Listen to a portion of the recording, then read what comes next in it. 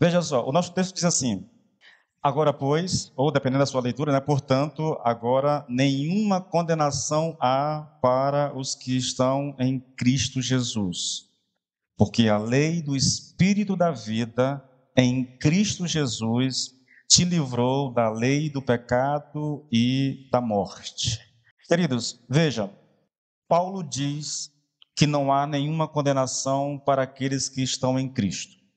E nós já mostramos a vocês que isso não é um pensamento isolado, isso não é um texto que nós estamos tirando do contexto para tentar ensinar alguma coisa. Não, esse é um pensamento complexo de Paulo, tá? No sentido de que há muitas, como é que eu chamo isso? Ele vem construindo isso ao longo de toda a sua carta, e ele está afunilando esse pensamento na intenção de dar aos que estão em Cristo Jesus segurança.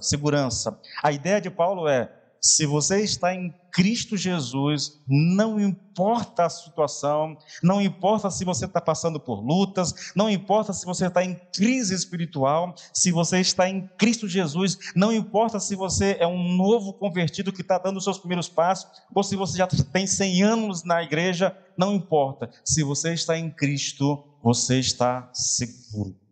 E essa segurança não tem a ver conosco, não tem a ver com aquilo que nós fazemos ou deixamos de fazer.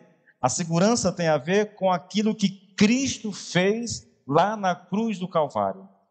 Quando nós chegarmos no versículo 28, 29 e 30, principalmente o 30, queridos, quando nós vamos olhar a salvação, é uma visão muito linda, gente, é uma visão assim excepcional. É você olhar a salvação vista pela, pela eternidade, uma perspectiva pretérita, né? A gente chama isso de eternidade pretérita. Tá, você sai do tempo e volta para a eternidade, entra na eternidade. Lá, quando não tinha absolutamente nada, nem ninguém, nada criado, apenas a Trindade existia, o Senhor elaborou um plano e escolheu um povo para si. Isso aconteceu lá, na mente de Deus, no coração de Deus. Depois, os termos que é usado lá, querido, é eleição, tá bom? Depois predestinação, são dois termos que são usados para falar disso. Depois ele fala, ele entra no nosso tempo presente, né?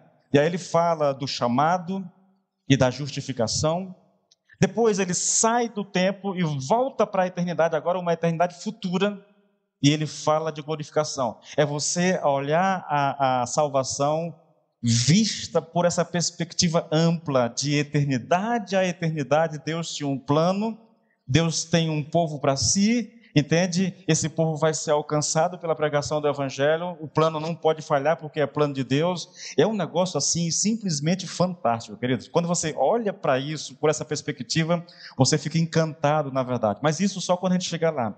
O que eu estou querendo colocar para vocês é tentando dizer a vocês: não há improvisos na pregação de Paulo, não há coisas ao acaso, não há, sabe, eu tive um pensamento aqui, eu gostei desse pensamento, eu vou colocar no texto. Não, não, querido.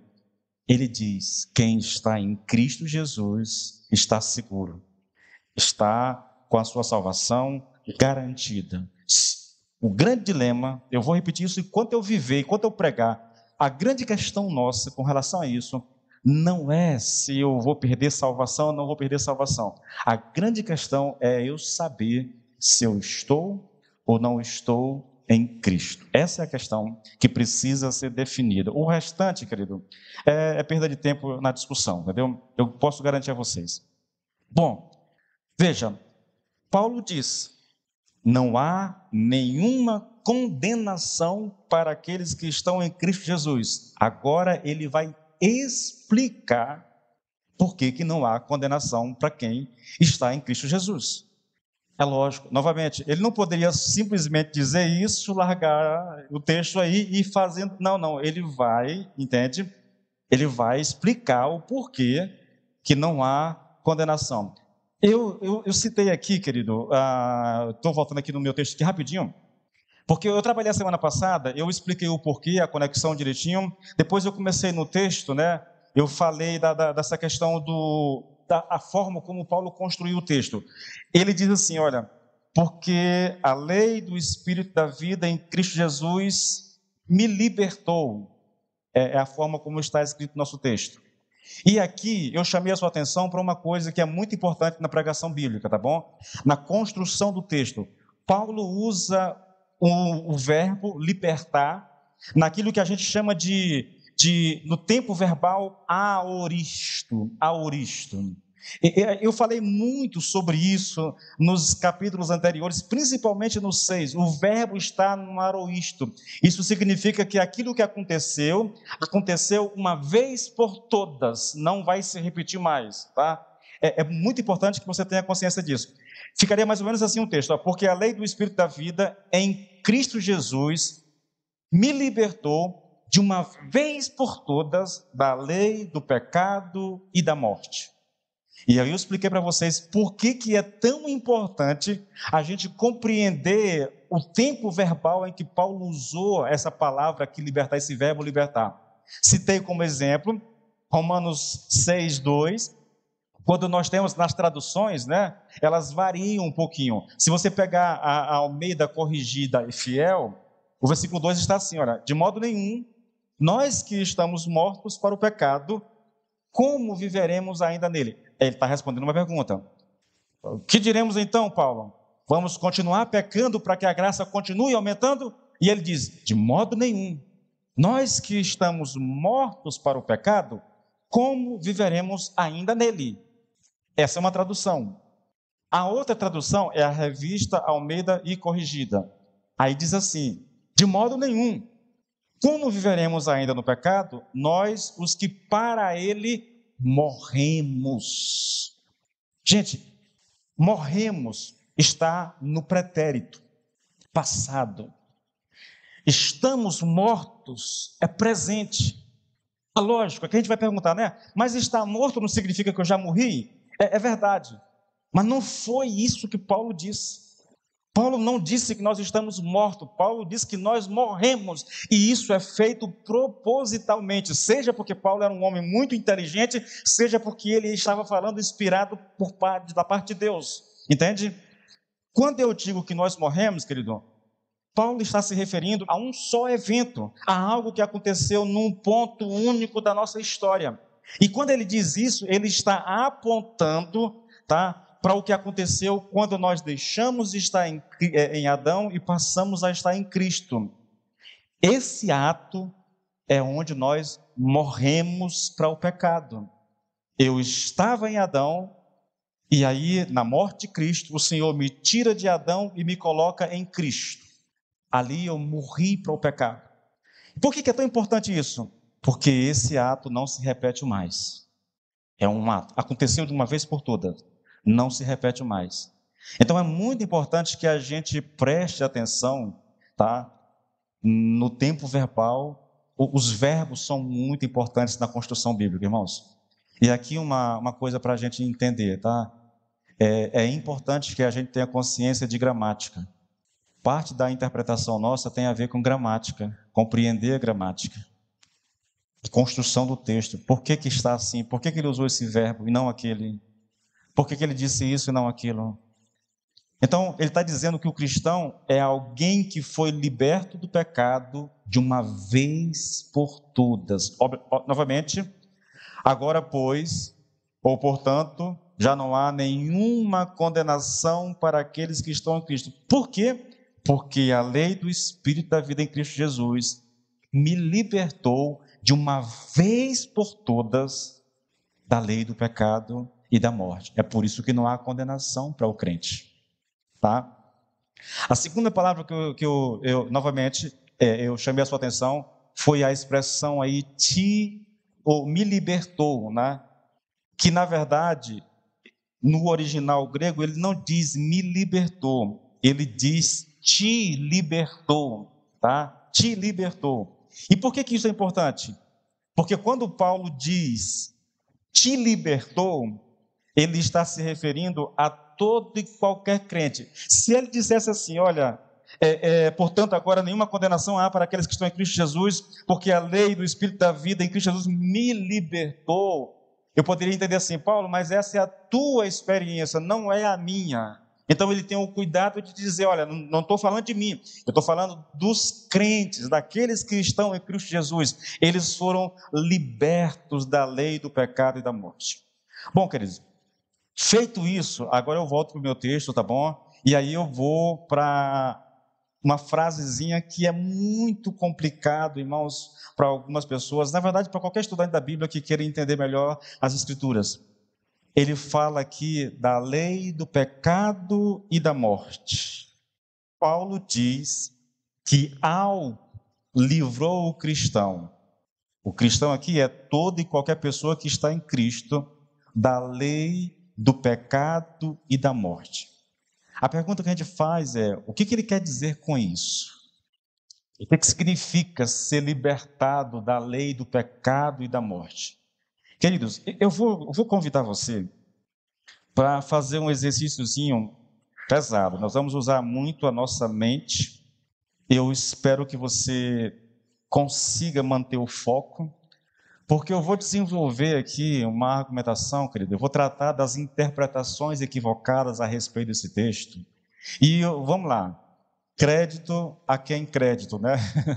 Honra a quem honra. Não são ideias genuinamente minhas, querido, tá? Eu já disse a vocês que todo o meu comentário de Romanos é baseado nos escritos de Lloyd Jones. Eu tenho muitos outros comentaristas que eu acompanho, homens de Deus, grandes homens de Deus, grandes intérpretes da Bíblia, tá?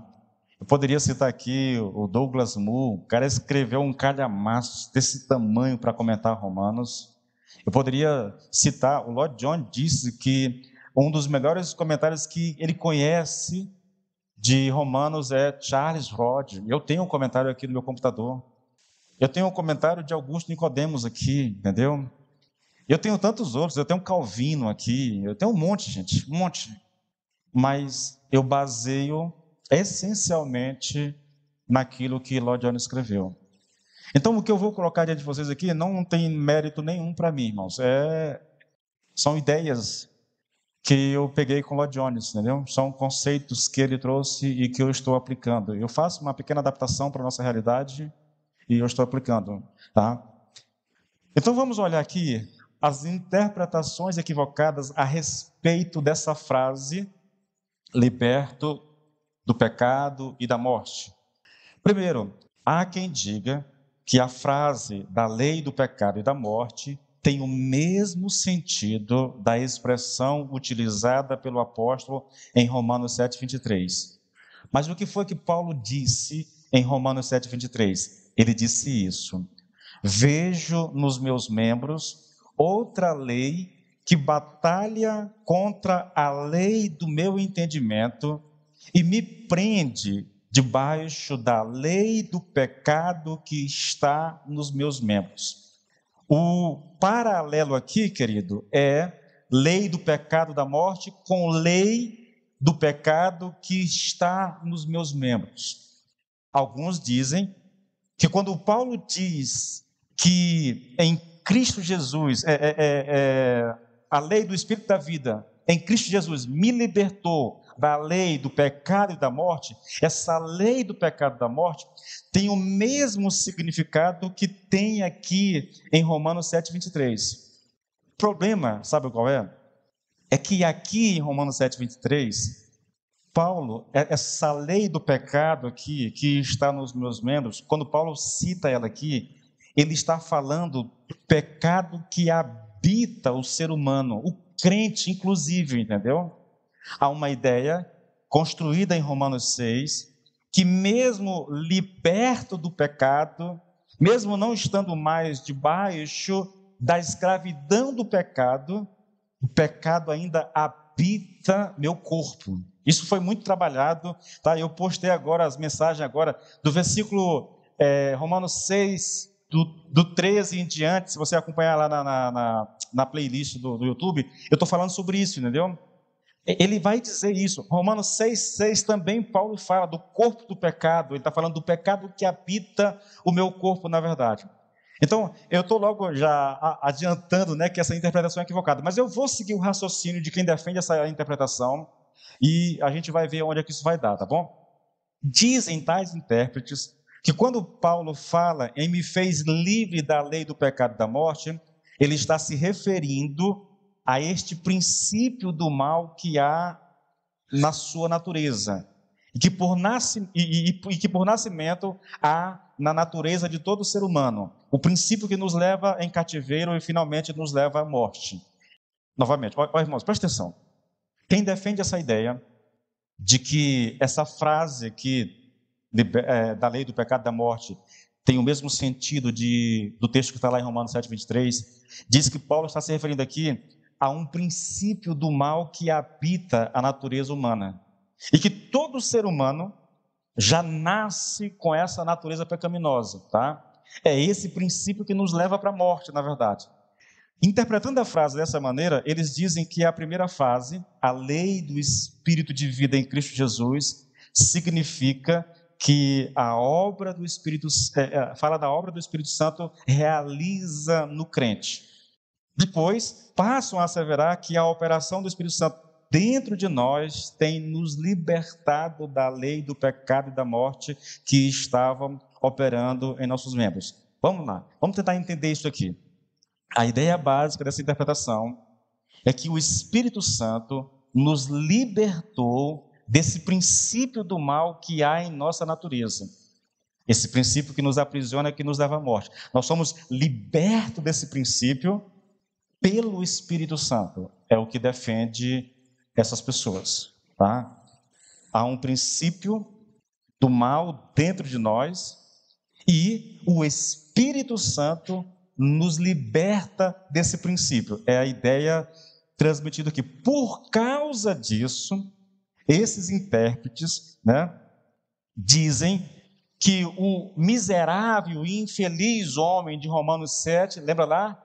Miserável homem que sou, quem me libertará do corpo dessa morte? Então, por causa dessa interpretação, de que o Espírito Santo nos liberta desse princípio do mal que há em nós, então esse homem infeliz de Romanos 7, que era um homem apenas justificado, ele vira a página e passa para Romanos 8, tá? Romanos 8.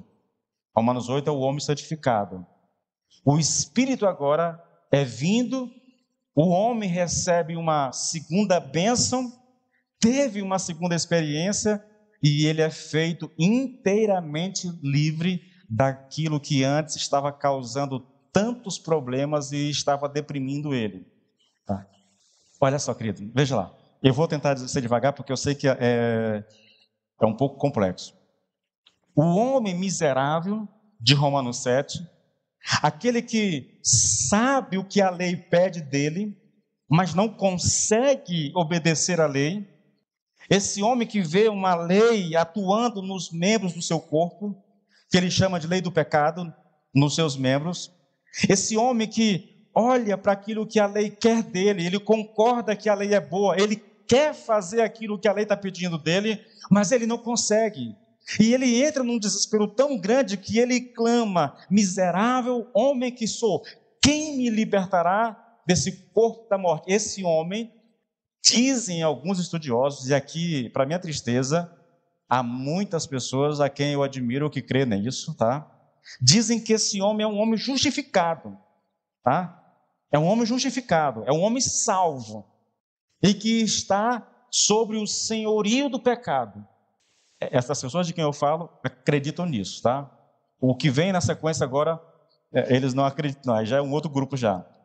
Mas esse homem, uma vez que ele alcança uma segunda bênção, ele é salvo, ele foi justificado, ele é uma nova criatura, e aí ele começa a buscar, acontece muito nas igrejas, eles começam a buscar uma segunda bênção, uma segunda experiência que é chamada de santificação, tá? E isso é um termo usado para falar do batismo com o Espírito Santo, tá, gente? Conheci muitos colegas, vi isso de perto, querido, na minha caminhada com Deus. uma segunda bênção. Essa segunda bênção, que é o Espírito Santo, tá? Sobre a minha vida, esse batismo com o Espírito Santo. Então, o Espírito Santo, eu buscando, eu alcanço essa experiência, e o Espírito Santo vem e me liberta desse princípio do mal que há em mim. É uma interpretação.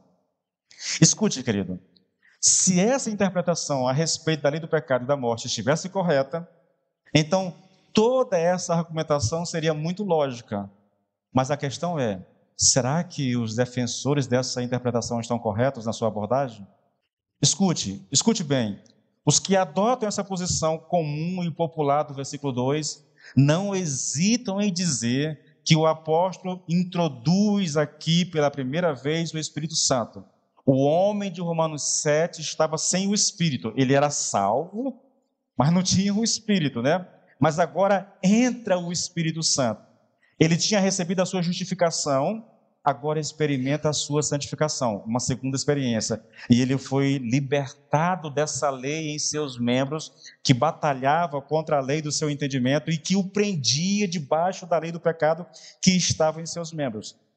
Queridos, entendam, essa é a ideia de que a lei do pecado tem o mesmo significado da lei em meus membros, ou lei do pecado, como está escrito lá em Romanos 7, 23.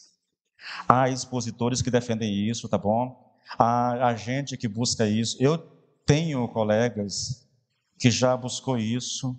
Alguns acreditam que quando você tem o batismo com o Espírito Santo, veja, nós buscamos o batismo com o Espírito Santo.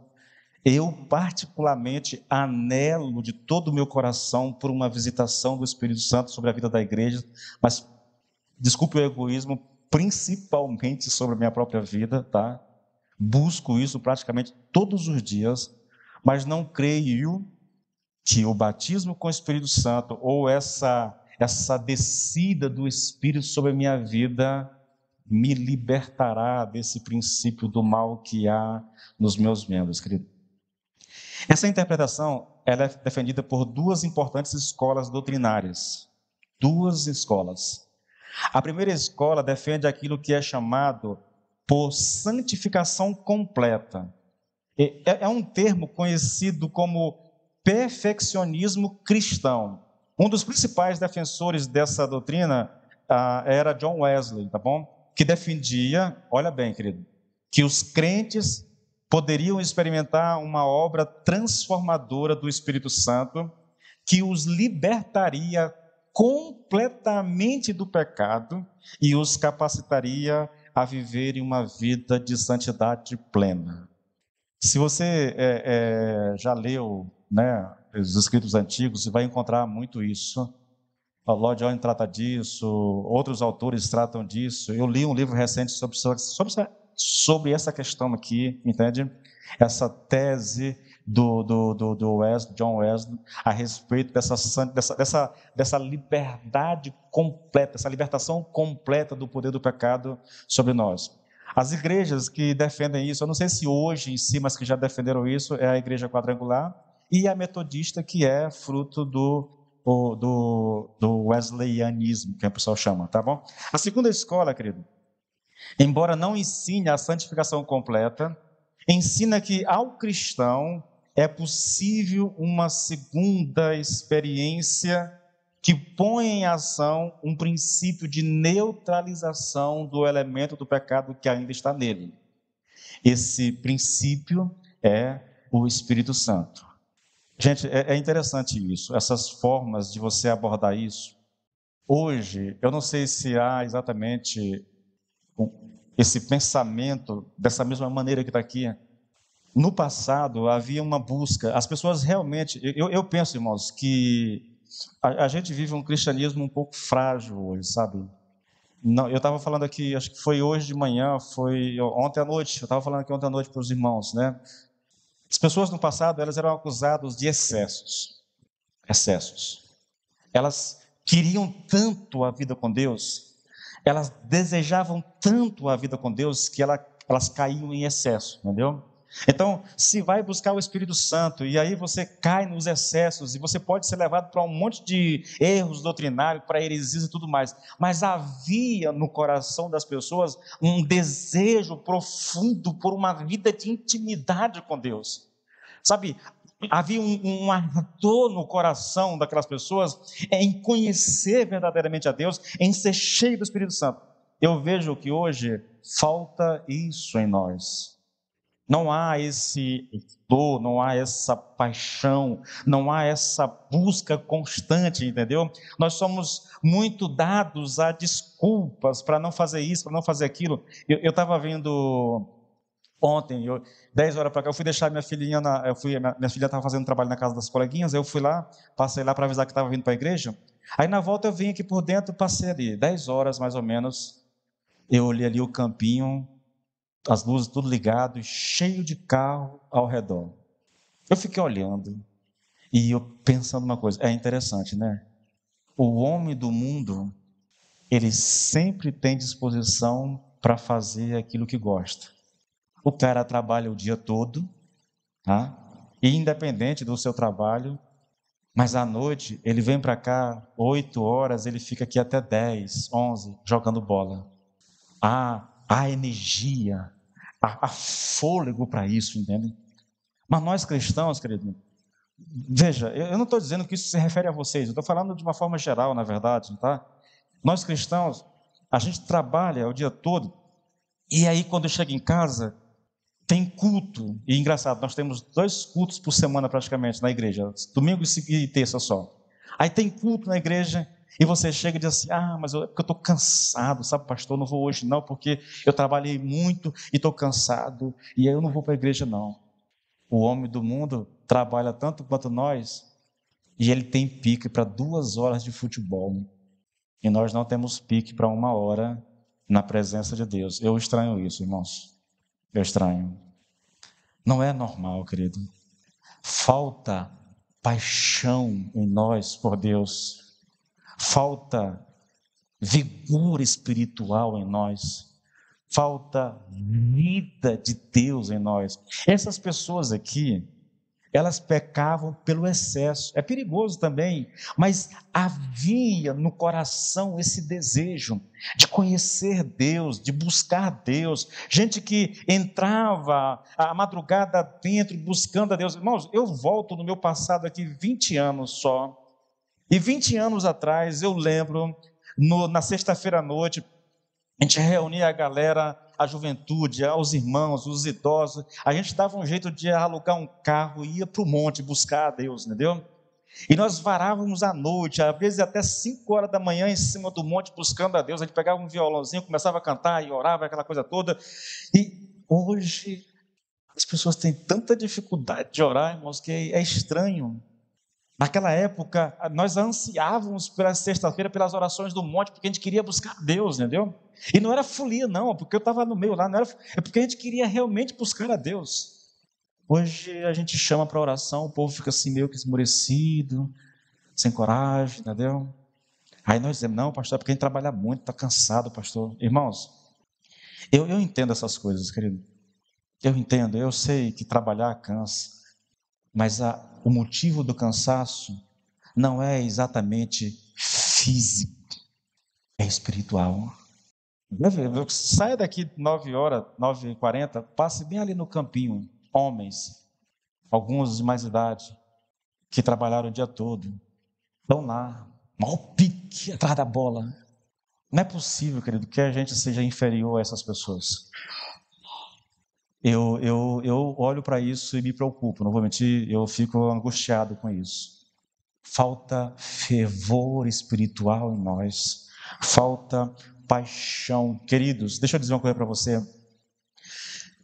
Nós temos na nossa oração sempre um tempo inicial para você estar sós com Deus. A gente depois ora pelos os alvos, mas sempre começa com o tempo. A oração, nós estamos orando agora essa semana toda à noite, tá? De 10 até 11. A primeira meia hora da oração, eu faço questão de deixar, eu coloco a música aqui, você senta num canto desse aqui e vai buscar a Deus, porque eu gostaria que você fosse buscar a Deus realmente.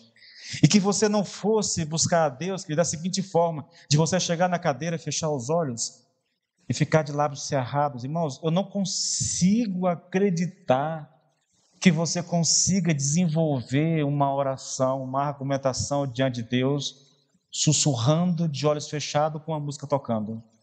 Não acredito, irmãos. Eu penso que alguns cochilam enquanto estão encostados na cadeira. Você não dá conta, querido, de ter controle sobre a tua mente. E eu deixo a música um pouquinho alto de propósito. Sabe por quê? Porque eu sei que as pessoas podem se preocupar assim, pastor, porque eu não queria que ninguém ouvisse a minha oração. Então eu deixo a música um pouquinho alto para você ficar à vontade. Mas mesmo assim, nós estamos orando aqui, eu abro os olhos, eu não gosto de abrir o olho, porque eu abro os olhos e eu olho para os irmãos, estão ali. Você não está orando, irmãos. E eu gostaria que você orasse, querido. Aqui tem um roteiro para cada alvo de oração. Eu decidi hoje, quando eu estava orando ali, eu vou gravar um vídeo, fazer uma devocional com cada item desse aqui, para você aprender como que você deve orar na verdade. Porque para orar, irmãos, eu preciso desenvolver um argumento diante de Deus. E para desenvolver um argumento, eu preciso ouvir a minha voz. Eu tenho que ouvir a minha voz. Eu tenho que ouvir aquilo que eu estou falando para poder não me perder com a música, com a oração do meu irmão do lado. Mas se você fica ali, você não consegue orar, querido. Vamos lá. Desculpe aqui a divagação, tá bom? Mas é uma realidade que tem me preocupado. Essas escolas, uma defendia aquilo que eles chamam de santificação completa, perfeccionismo cristão. É possível uma experiência com o Espírito Santo, e nessa experiência com o Espírito Santo, ele agindo dentro de você, te libertar completamente do pecado. Você sabe que isso não é verdade, irmãos. Mas eles defendiam isso e buscavam isso ansiosamente. Outros diziam, não, nós não defendemos essa santificação completa. Nós defendemos um princípio de neutralização do elemento de pecado que ainda há em nós. E como é que se neutraliza isso? Através do Espírito Santo. Então nós vamos buscar o Espírito Santo também, entendeu? É o Espírito Santo que nos habilita a obter a vitória sobre o pecado. Na medida em que eu permaneço em Cristo, o Espírito Santo vai me dar a vitória momento após momento. É a interpretação que eles fazem, tá? Baseada no versículo 2, com relação à questão de santidade, querido. Agora, deixa eu apresentar a vocês aqui algumas objeções com relação a esse tipo de interpretação, tá bom? A primeira objeção é, se essa exposição fosse verdadeira, o que está sendo definido aqui, o ensino desse versículo seria que o fato de estarmos livres da condenação é resultado da nossa santificação. Porque a ideia dessas pessoas é que o Espírito em nós nos santifica. Para um grupo, ele nos santifica de tal forma que nós somos completamente libertos do pecado. Para o outro grupo nós não somos libertamente totalmente, mas há um elemento de neutralização em nós a respeito do pecado. É o Espírito, enquanto eu estou em Cristo, enquanto eu estou buscando, o Espírito me capacita a vencer momento a momento o pecado. Dá no mesmo quase, tá bom? Defende praticamente a mesma coisa. Bom, se isso fosse verdade, então o que esse versículo está nos ensinando é que o resultado de sermos livres da nossa condenação acontece por meio da nossa santificação.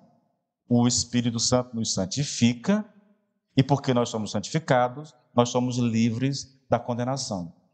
Vou dizer isso de uma maneira um pouquinho diferente. Nossa libertação da condenação depende da nossa santificação. Olha o texto mais uma vez, querido, Romanos 1 e 2, 8, 1 e 2. Portanto, agora nenhuma condenação há para os que estão em Cristo Jesus, porque a lei do Espírito de vida em Cristo Jesus, me libertou da lei, do pecado e da morte. Observe, querido, que como esse texto é interpretado à luz desse entendimento dessas duas escolas que eu coloquei para vocês. Nenhuma condenação nos é possível, porque o Espírito Santo, operando em nós, nos livrou daquela lei do pecado e da morte que estava em nossos membros, que nos escravizava e nos mantinha numa situação de derrota. É assim que essas pessoas interpretam esse texto. Isso equivale a dizer, querido, que nós não estamos mais numa situação de condenação porque nós estamos santificados. O problema dessa interpretação é que quando a gente peca, quando o cristão peca, ele perde esse estado de libertação e ele volta a ser governado pela lei do pecado e da morte outra vez. Lógico, querido. Se o Espírito me capacita a vencer o pecado, mas de repente, e porque ele me capacita a vencer o pecado, eu sou livre da lei da condenação, da morte, do pecado e da morte. Se eu pequei, então eu volto a estar debaixo da lei do pecado e da morte.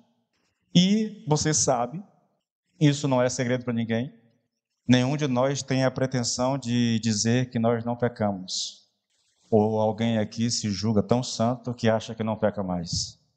Creio que não, né? Bom, se você peca, você está debaixo da lei do pecado e da morte, de acordo com essa interpretação. Então, toda essa teoria não serve de nada para nós. Absolutamente nada de nada. Esse é o problema, querido, de pensar que a santificação nos liberta da condenação. Eu pergunto para vocês, né? Essa interpretação é uma pergunta retórica que eu vou trabalhar um pouco mais. Essa interpretação está correta? Essa ideia de que o Espírito em nós nos habilita a vencer o pecado, que a nossa santificação nos livra da condenação? Não, querido, não. A libertação da condenação, ela é sempre devida à nossa justificação. Escute isso, irmãos. O oposto de condenação nunca é santificação, como é retratada por esses intérpretes que eu estou citando aqui agora, tá bom? O oposto da condenação é invariavelmente justificação. Olha só, Romanos 6,16. Observe bem o texto, olha a construção. Não sabem que quando vocês se oferecem a alguém para lhe obedecer como escravos, tornam-se escravos daquele a quem obedece? Agora, observe, querido, escravos do pecado que leva à morte ou da obediência que leva à justiça? Do pecado que leva à morte, está falando da condenação, e da obediência que leva à justiça, está falando da justificação pela fé, tá bom? Agora, olha o versículo 18. Vocês foram libertos do pecado e se tornaram escravos da justiça. A ideia de ser liberto do pecado está apontando para uma condenação. Se eu fui liberto porque eu estava condenado, e me tornar escravo da justiça, está falando da justificação novamente. Então, os opostos aqui não é condenação e santificação. Os opostos são condenação e justificação, tá bom? Se você quiser interpretar a lei do pecado e da morte como se a nossa libertação da condenação dependesse da nossa santificação, então eu estaria virtualmente dizendo que nenhuma condenação há para os que estão em Cristo Jesus por causa da santificação deles. O que me mantém livre da condenação é a minha santificação. Novamente, querido, esse é um perigo muito grande de alguém interpretar dessa forma. Não dá, querido, para acreditar. Não dá.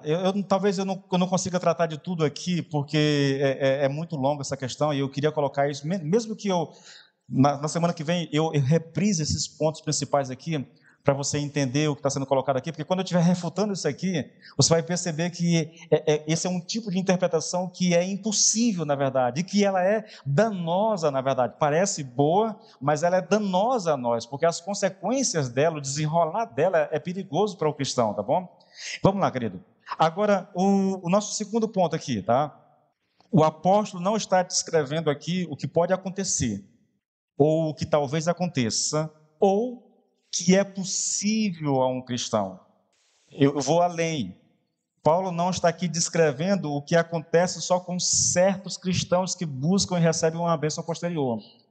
Eis o que ele diz: devido vocês serem cristãos em Cristo, isto já aconteceu com vocês. Ele não diz assim, olha, se vocês crerem em Cristo, estão justificados e perdoados. Mas há outra bênção que lhes é possível. Vocês estão em luta, estão fracassando e sendo derrotados, mas ouça, existe uma experiência acessível a vocês, uma experiência que os libertará e que transformará a derrota em vitória. É o que algumas pessoas já ensinaram no passado. Eu não sei bem se esse ensino existe hoje dessa forma, tá? Talvez as pessoas vão alterando isso, adaptando, mas essa é uma realidade. Há pessoas que acreditam que se você buscar o batismo com o Espírito Santo, você não terá mais luta com o pecado. Irmãos, isso não é verdade, nunca foi verdade. Novamente, como igreja, nós ansiamos, assim, quase que desesperadamente pelo batismo com o Espírito Santo, por um derramado do Espírito Santo na vida da igreja. Nós ansiamos por isso demais, querido. Nós oramos por isso praticamente todos os dias. Mas eu não acredito que o batismo com o Espírito Santo nos liberte, querido, do pecado. Não é possível, irmãos. Enquanto eu for gente de carne e osso, enquanto eu estiver nesse mundo, o pecado vai habitar os membros do meu corpo. Você pode buscar, o pessoal chama de uma segunda experiência, né? Você pode buscar o batismo com o Espírito Santo. Nós buscamos isso, nós anelamos por isso. E por que nós fazemos isso, irmãos? Porque eu entendo,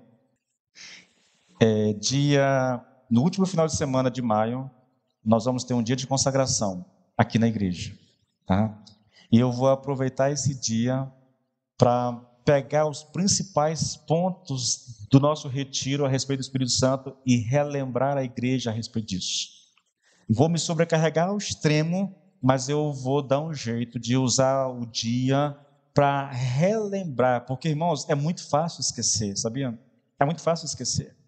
A gente vai lá, ensina, gasta um bom tempo, trabalha e tudo, mas eu duvido que a maioria de vocês lembra pelo menos de um terço daquilo que foi ensinado lá. Lembra nada?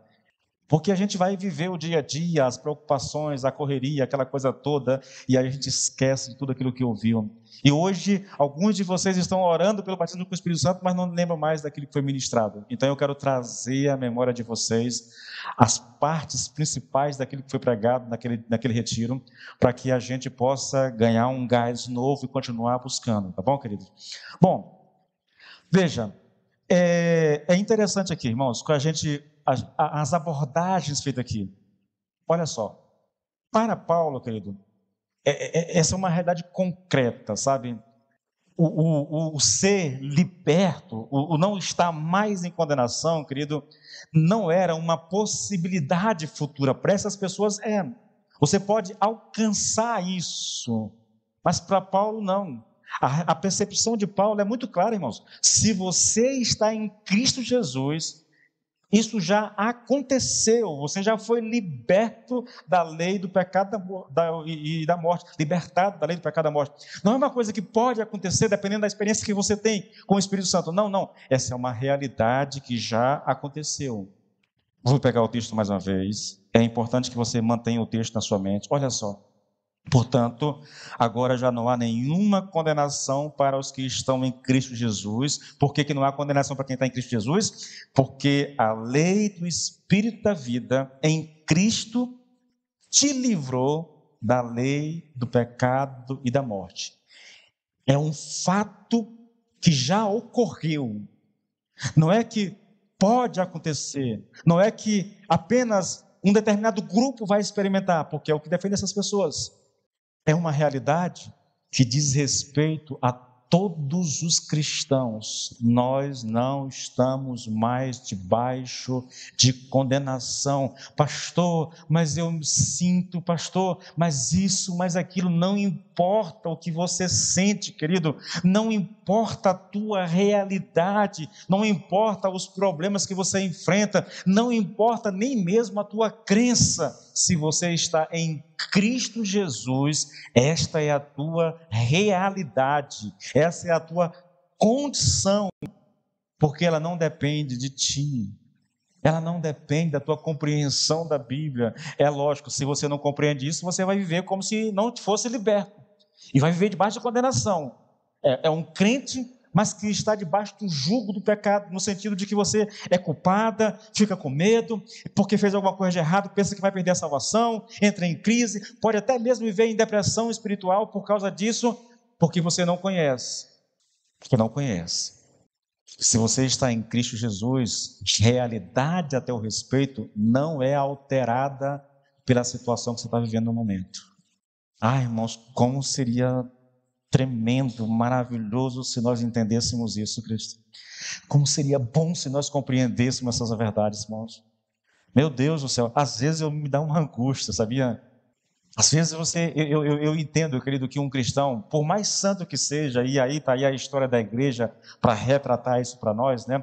Homens de Deus, grandes homens de Deus que passaram por lutas tão tremendas, tão desesperadoras, que eles chegaram a duvidar da sua salvação. Mas é aqui que está a questão, irmãos. Para mim como pastor, de acordo com tudo aquilo que eu já aprendi a respeito de salvação, não há prova maior de que alguém é crente de verdade, que nasceu de novo, do que o medo de perder a salvação. Uma pessoa que não tem o Espírito dentro dela, nunca, jamais terá medo de perder a salvação, querido. Só um crente nascido de novo terá medo de perder a salvação, entende? Não é essa a experiência que Deus quer para nós. O que o Senhor quer é que nós descansemos nessa verdade e que, libertos desse medo, a gente possa frutificar para Deus. Porque eu penso que uma pessoa que vive sobressaltada com o medo de perder a salvação, ela não terá poder no seu testemunho, entende? Escute, querido, se é verdade, se isso é verdade, como é que isto pode, se é verdade que nós estamos em Cristo, se é verdade que essa experiência é apenas para algumas pessoas, entendeu? Como é que isso pode ser oferecido aos cristãos, né? Como uma espécie de experiência. Se nós estamos em Cristo Jesus, se Deus já te libertou do pecado, se Deus já te libertou da condenação, se não há condenação para ti, se você está em Cristo, como eu posso oferecer ao crente uma espécie de experiência adicional, né? Como é que eu posso dizer assim, olha, se você buscar, se você experimentar esse batismo com o Espírito Santo, se você buscar essa segunda bênção, como é o termo chamado, muito conhecido no passado, na verdade, então você poderá experimentar essa libertação, se o texto diz que isso é uma realidade sobre nós. Lembra lá do verbo que eu falei lá?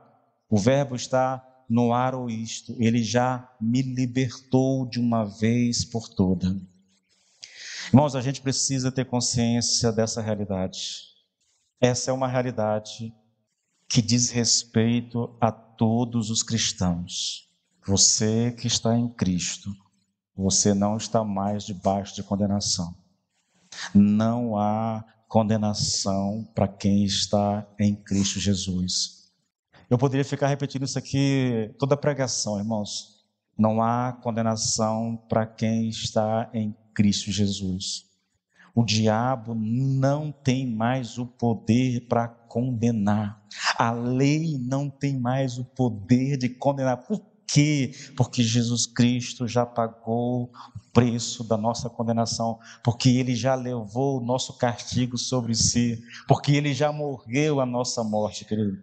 Em terceiro lugar, é um grande erro dizer que o Espírito Santo é introduzido aqui pela primeira vez, porque eu falei lá atrás que essa era uma tese, entendeu? Eles dizem que o homem do capítulo 7 não conhecia o Espírito Santo. E que em Romanos 8, o Espírito é inserido, e porque o Espírito é inserido, então há essa libertação. Olha só, querido, por que é um erro dizer que o Espírito Santo é introduzido aqui pela primeira vez? É só você voltar. Romanos 5,5, olha lá. O argumento dessas pessoas é que na carta de Paulo, o Espírito Santo é inserido aqui em Romanos 8, tá bom, gente? Olha Romanos 5,5. Ora, a esperança não confunde, porque o amor de Deus é derramado em nosso coração pelo Espírito Santo que nos foi outorgado. O Espírito Santo já está lá no capítulo 5, irmãos. Olha o capítulo 7. Os 6 primeiros do capítulo 7, 6 primeiros versículos do capítulo 7, trata do crente, tá bom? Agora, porém, estamos livres da lei, pois morremos para aquilo a que estávamos sujeitos, para que servimos de maneira nova segundo o Espírito e não da maneira antiga segundo a letra. É incorreto dizer por isso, querido, porque o Espírito é inserido muito antes do capítulo 8, na verdade. Paulo tinha descrito o homem cristão e a sua situação nos 6 primeiros versículos do capítulo 7, e, na verdade, Paulo descreve o cristão de maneira, talvez, a maneira mais perfeita do que é o cristão é descrita no capítulo 6. Todo o capítulo 6 é uma descrição do cristão, do homem que está em Cristo Jesus, mas mesmo estando em Cristo, mesmo liberto do pecado, mesmo liberto da lei, ele ainda precisa lutar contra o pecado que habita o seu corpo. Essa é uma daquelas coisas que a gente tem dificuldade de entender, né? Ele me libertou do pecado, mas o pecado ainda habita em mim. Eu explorei isso muito, estudando Romanos 6, irmãos, tá? Depois, o 14, o 15, eu abordei demais isso, o 16, eu tratei disso exaustivamente, tá? Em quarto lugar, querido, a interpretação equivocada desse texto necessariamente nos envolve numa crença da doutrina da santificação completa. Por que eu digo isso? Olha só, Paulo diz: a lei do Espírito de vida em Cristo te livrou ou te libertou da lei do pecado e da morte. Escute, se a lei do pecado e da morte se refere ao pecado que permanece no legítimo cristão, é isso que é defendido lá, esse princípio do mal que habita em todo ser humano, tá bom? Então, se a lei do pecado e da morte se refere ao pecado que permanece no legítimo cristão, e aquela lei em que em meus membros guerreia contra a lei do meu entendimento e que me põe cativo da lei do pecado que está em meus membros, eu estou citando aqui Romanos 7:23, tá bom, novamente. Então, as palavras de Paulo aqui significam que eu não estou mais no cativeiro da lei do pecado que está em meus membros. Eu fui libertado inteiramente desse cativeiro. Por que ele diz isso, querido? É muito interessante. A ideia dessas pessoas, desses intérpretes, é que isso pode acontecer progressivamente. A ideia de Paulo é que isso aconteceu. É um fato passado e ele não se repete mais. Se eu estou em Cristo, novamente, irmãos, se eu estou em Cristo, se eu estou em Cristo, se eu sou uma nova criatura, se eu já nasci de novo, então, querido, isso já aconteceu comigo. Eu já fui liberto disso. Não é que eu vou ser liberto numa experiência com o Espírito Santo. Não é que eu vou... Não. É uma realidade que já aconteceu. É a minha condição. Volte aí nas pregações do capítulo 1, do versículo 1, e você vai entender, tá? Essa exposição, querido, essa ideia equivocada dessas pessoas nos obrigaria inevitavelmente a fazer a seguinte conclusão: não somente é possível o cristão ser santificado inteiramente, mas todo cristão já está inteiramente santificado. Por quê? Porque ele está em Cristo Jesus. Porque o tempo verbal que Paulo usa lá te libertou, do passado, já aconteceu. Não é uma experiência futura. Não é uma experiência que está acontecendo paulatinamente, progressivamente. Não, é uma experiência passada. Olha, querido, essa conclusão é inevitável por causa do tempo verbal que Paulo usa. O que aconteceu, aconteceu de uma vez por todas. Eu não posso fugir disso. A ideia de que eu preciso de uma experiência para ser liberto da condenação, da lei do pecado e da morte, ela é equivocada. Na semana que vem eu vou refutar essas ideias, querido, e eu gostaria de que desse tempo para hoje, mas não dá tempo para hoje, né? Eu vou recapitular elas, só os tópicos principais, e vou refutá-las, tá bom? Para que você entenda. Por que eu estou fazendo tudo isso? E por que eu estou gastando tanto tempo com isso? Irmãos, eu penso o seguinte: na vida cristã, eu não sei se vocês pensam da mesma forma, mas comigo funciona assim, eu preciso compreender o que o texto está dizendo.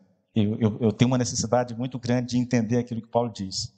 Mas não só entender positivamente aquilo que está sendo dito. Positivamente eu fui liberto da lei do pecado e da morte. Eu não estou mais debaixo de condenação. Não há condenação. Por que não há condenação, pastor? Porque o Espírito de vida em Cristo Jesus me libertou de uma vez por toda da lei do pecado e da morte. Por isso, quais as implicações negativas? Quais são as interpretações equivocadas a respeito disso?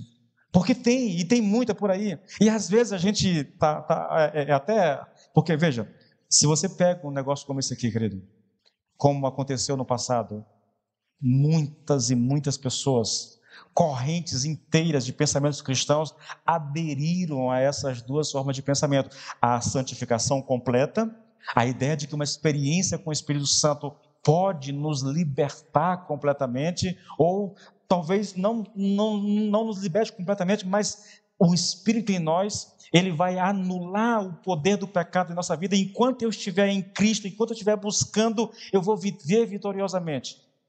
Sabe o que me lembra aqui? Me lembra aqui Pedro.